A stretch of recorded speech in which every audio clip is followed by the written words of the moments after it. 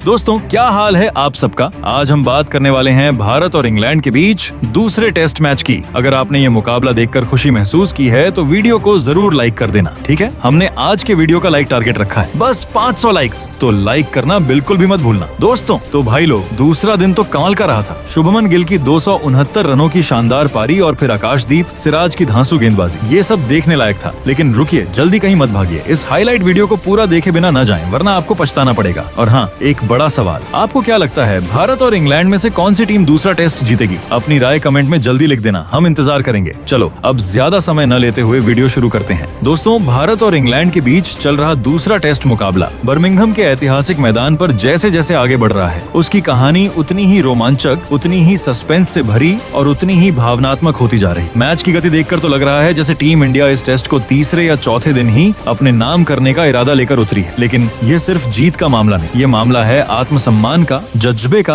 और उन खामोश जवाबों का जो मैदान पर बल्ले से लिखे जाते हैं। इस बार जवाब देने की जिम्मेदारी उठाई कप्तान शुभमन गिल ने, जिनके बल्ले से निकले 269 रन शायद इस टेस्ट के साथ साथ इंग्लैंड के हौसले को भी चूर चूर करने के लिए काफी थे। आपको याद दिला दें कि पहले दिन इंग्लैंड के कप्तान बेन स्टोक्स ने टॉस जीतकर गेंदबाजी का फैसला किया था। शायद उनके दिमाग में यही चल रहा था कि नई गेंद और बर्मिंघम की पिच मिलकर भारत की टॉप ऑर्डर को जल्दी समेट देंगे, और कुछ हद तक हुआ भी वही। भारत की शुरुआत लड़खड़ाती हुई रही। यशस्वी जायसवाल ने अच्छी शुरुआत की थी और 87 रन बनाकर उम्मीदें जगाई, लेकिन जैसे ही वो आउट हुए मानो पूरी टीम का संतुलन बिखर गया। केएल राहुल भी बल्ले से कुछ खास नहीं कर पाए। करुण नायर थोड़ी देर टिके, लेकिन 31 रन बनाकर वो भी पवेलियन लौट गए। नीतीश कुमार रेड्डी, जिन्हें बड़ी सोच और उम्मीदों के साथ प्लेइंग 11 में शामिल किया गया था, वो भी सिर्फ 1 रन बनाकर आउट हो गए। और देखते ही देखते भारत ने अपने 5 विकेट केवल 211 रन के कुल स्कोर पर ही गंवा दिए थे। यहाँ से हर कोई सोचने लगा कि टीम इंडिया का पतन शुरू हो चुका है। सोशल मीडिया से लेकर कमेंट्री बॉक्स तक सिर्फ यही चर्चा थी कि क्या भारत अब वापसी कर पाएगा या नहीं। लेकिन दोस्तों, सस्पेंस यहीं से शुरू होता है, क्योंकि किसी को ये अंदाजा नहीं था कि टीम इंडिया का कप्तान उस दिन का हीरो बनकर नहीं, बल्कि अगले दिन भी मैदान पर कहर बनकर उतरेगा। पहले दिन जब खेल खत्म हुआ तब भारत का स्कोर था 310 रन, 5 विकेट के नुकसान पर। गिल खेल रहे थे 114 रन बनाकर नाबाद, और उनके साथ मैदान पर थे रविंद्र जडेजा, जो 41 रन पर डटे हुए थे। अब कहानी का अगला भाग शुरू होता है दूसरे दिन से। जैसे ही सूरज की किरणें बर्मिंघम के मैदान पर आईं, गिल और जडेजा पूरी तरह से अलग अंदाज में मैदान पर उतरे। गेंदबाजी की जिम्मेदारी पहले ओवर के लिए खुद कप्तान बेन स्टोक्स ने उठाई और उनके ओवर से सिर्फ 2 रन आए। लेकिन इसके अगले ही ओवर में जब गेंद थमाई गई क्रिस वॉक्स को, तो शुभमन गिल ने मैदान पर जो जवाब दिया वो किसी गजल की तरह खूबसूरत और किसी हथौड़े की तरह ताकतवर था। गिल ने उस ओवर में 11 रन जोड़कर सबको बता दिया कि आज का दिन किसके नाम होने वाला है। इधर जडेजा भी शांत नहीं बैठे थे, उन्होंने भी अपनी बल्लेबाजी में वही तीव्रता बनाए रखी। दोनों बल्लेबाजों के बीच शतकीय साझेदारी बनी, फिर वो भी पार कर गए। पारी ऐसी चल रही थी जैसे इंग्लैंड के गेंदबाज कोई अंतर्राष्ट्रीय टीम नहीं, बल्कि किसी गली के नए खिलाड़ी हों, जो समझ ही नहीं पा रहे थे कि किस लाइन और लेंथ पर गेंद डालें। गेंदबाजी की हर रणनीति, हर ट्रैप, हर फील्ड सेटिंग नाकाम हो चुकी थी। गेंदबाजों की आंखों में थकावट और शरीर की भाषा में हार साफ दिखाई देने लगी थी। शुभमन गिल ने अपने स्ट्रोक्स में वो बात ला दी थी जो किसी अनुभवी सेनापति के वार में होती है। हर बॉल पर उनका कंट्रोल, टाइमिंग और फुटवर्क इतना शानदार था कि इंग्लिश फील्डर्स एक बेजान मोहरे की तरह बस दौड़ते ही रह गए। इधर जडेजा ने भी बल्ले से वही दृढ़ता दिखाई जिसकी भारतीय टीम को उस समय सबसे ज्यादा जरूरत थी। उन्होंने तेजी से रन नहीं बनाए, लेकिन एक दीवार बनकर गिल को पूरा समर्थन दिया। दोनों बल्लेबाजों के बीच की साझेदारी अब 100 रन से ऊपर जा चुकी थी। लेकिन इस साझेदारी की खास बात सिर्फ रन नहीं थे, बल्कि वो संदेश था जो ये दोनों इंग्लैंड को देना चाहते थे कि टीम इंडिया अभी जिंदा है और बहुत ज्यादा ताकतवर होकर जिंदा है। जब रविंद्र जडेजा और शुभमन गिल मैदान पर थे तब भारतीय क्रिकेट प्रेमियों को लगने लगा था कि अब कुछ ऐसा बड़ा होने वाला है जिसे आने वाले सालों तक याद किया जाएगा। दोनों बल्लेबाज जिस आत्मविश्वास से खेल रहे थे वो इंग्लैंड के हर गेंदबाज के माथे पर चिंता की लकीरें उकेर रहा था। बर्मिंघम का मौसम गवाह बना उस साझेदारी का जो सिर्फ रन नहीं जोड़ रही थी, बल्कि इंग्लैंड के आत्मबल को चीरती जा रही थी। लेकिन जैसा कि हर फिल्मी कहानी में एक मोड़ आता है, यहाँ भी वही हुआ। वो साझेदारी जो रफ्तार से उड़ रही थी अचानक थम गई। रविंद्र जडेजा, जो अब तक सत्यानाश करती इंग्लिश गेंदबाजी के खिलाफ चट्टान की तरह खड़े थे, वो एक शॉर्ट पिच गेंद पर बड़ा शॉट लगाने की कोशिश में जाल में फंस गए। गेंद उछली, बल्ले से हल्का किनारा लेकर सीधी विकेट कीपर जेमी स्मिथ के दस्तानों में समा गई और पूरा मैदान एकदम से शांत हो गया। जडेजा ने 89 रन बनाए थे, एक ऐसा स्कोर जो शतक से जरा पहले थम गया, लेकिन टीम को ठोस जमीन देकर गया। जब जडेजा आउट हुए तब भारत का स्कोर था 414 रन। अब शुभमन गिल को साथ देने के लिए मैदान पर आए वॉशिंगटन सुंदर। एक तरफ गिल अपने दोहरे शतक की ओर तेजी से बढ़ रहे थे, वहीं दूसरी तरफ सुंदर अपने शांत और संतुलित अंदाज में बल्लेबाजी कर रहे थे। धीरे धीरे स्कोर बढ़ता गया। रन बोर्ड तेजी से भागने लगा और इंग्लैंड के गेंदबाज बार बार गिल को रोकने की कोशिश में खुद थकते चले गए। और फिर आया वो ऐतिहासिक पल जब शुभमन गिल ने अपनी 273वीं गेंद पर दोहरा शतक पूरा किया। 200 रन, मैदान पर फैले हर दर्शक की आंखों में चमक और दिल में गर्व भर देने वाला लम्हा। गिल ने बल्ला उठाकर आसमान की तरफ देखा, फिर दर्शकों की ओर सिर झुकाया। उन्होंने तय कर लिया था कि अब एक छोर से रन बरसते रहेंगे और सुंदर दूसरे छोर से डटे रहेंगे। दोनों ने 7वें विकेट के लिए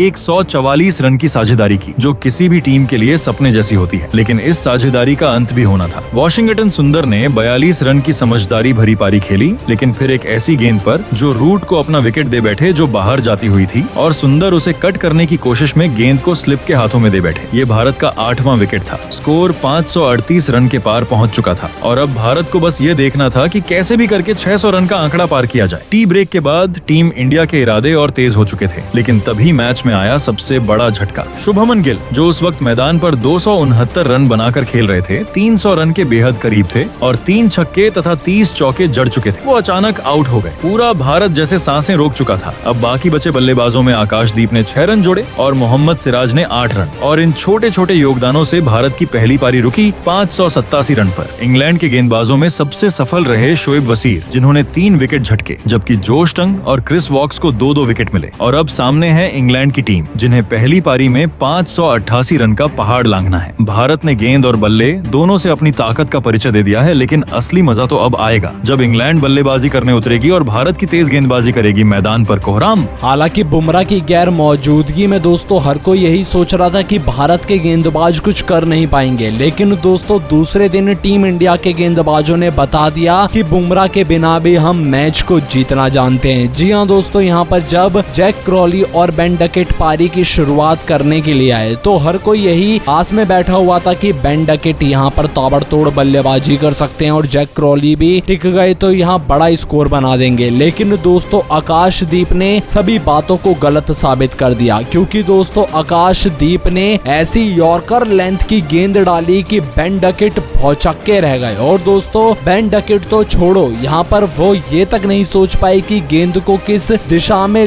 ढकेला जाए कि उनका विकेट ना गिरे, और यहाँ से उन पर वही गलती हुई। वो बैकवर्ड पॉइंट की दिशा में शॉट खेलने के लिए चले गए और गेंद सीधा कप्तान शुभमन गिल के हाथों में चली गई, जहां 5 गेंदों में बिना खाता खोले ही बेन डकेट अपना विकेट दे बैठे। और दोस्तों यहाँ भारत की टीम ने 13 रन के कुल स्कोर पर ही इंग्लैंड की टीम को पहला बड़ा झटका दे दिया। तो वहीं भारत का ऐसा कमबैक देखकर तो इंग्लैंड की हवा टाइट हो गई। अब यहाँ बल्लेबाजी करने के लिए उतरे ऑली पॉप, जहां दोस्तों ऑली पॉप अगली ही गेंद पर आउट हो गए। जी हाँ दोस्तों, इसी तीसरे ओवर की 5वीं गेंद पर आकाशदीप ने एक और बड़ा झटका इंग्लैंड की टीम को दे दिया। ऑली पॉप को आते से ही सटीक लाइन लेंथ पर गेंदबाजी करनी शुरू कर दी आकाशदीप ने, और ऐसा कमबैक देखकर तो इंग्लैंड के परखच्चे उड़ते हुए नजर आए। जहां इस दौरान ऑली पॉप एक गेंद मात्र खेले और अपना विकेट पहली ही गेंद पर दे बैठे और गोल्डन डक का शिकार हुए। इस दौरान केएल राहुल ने उनका कैच लपका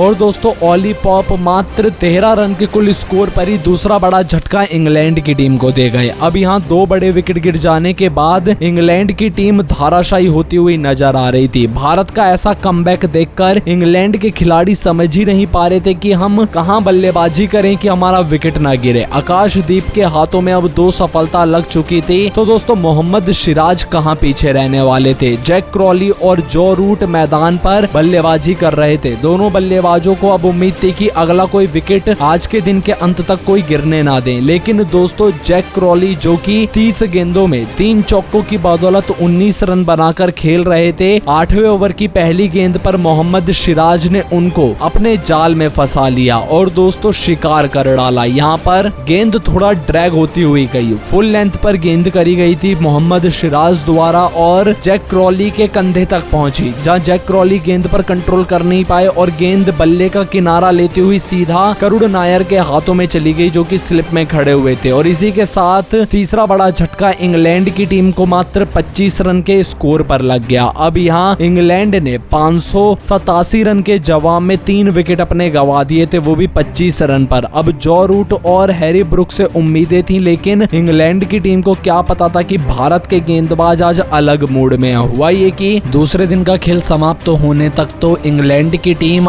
180 रन के करीब पहुंच पाई 3 विकेट के नुकसान पर। लेकिन दोस्तों तीसरे दिन उम्मीद ये लगाई जा रही है कि हैरी ब्रुक, जो रूट ज्यादा देर तक टिक नहीं पाएंगे। ये भारत के खिलाफ 10 विकेट अपने पूरे गवा देगी इंग्लैंड की टीम, जहां तक है 180 रन से पहले। उम्मीद तो यही लगाई जा रही है भारत की गेंदबाजी को देखकर। बाकी अब आप सभी क्या मानते हैं, भारत और इंग्लैंड की टीम में से कौन सी टीम दूसरा टेस्ट मैच जीतेगी? हमें कमेंट करके जरूर बताइएगा।